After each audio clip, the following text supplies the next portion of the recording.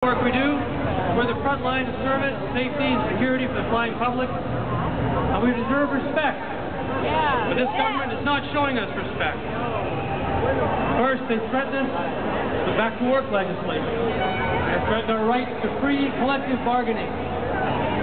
Then, faced with a strike, the Minister of Labour sends us to the Canadian Industrial Relations Board, claiming that somehow the health and safety of Canadians needs to be protected.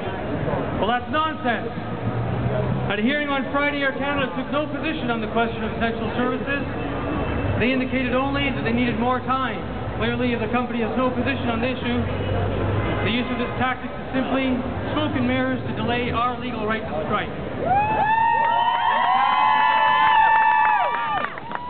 An overt campaign to take workers' rights away. Minister Wright's manipulation of the Canada Labour Code is indefensible, and we've argued and will continue to argue that no board and no government can set aside the rights afforded to workers by the Parliament in the Labour Code.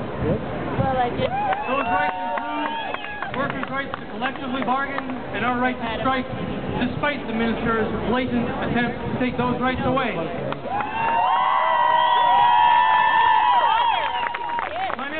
Government, remember, we're not only flight attendants, we're also Canadian citizens, and we vote. We will not stand by when our rights are taken away.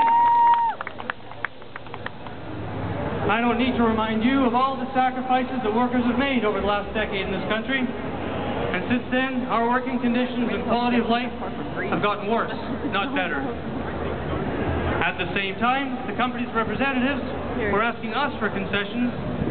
The Air Canada executives were giving themselves raises. The CEO got a 77% raise. He now earns $4.6 million a year. More than 100 times the average wage of worker at that company.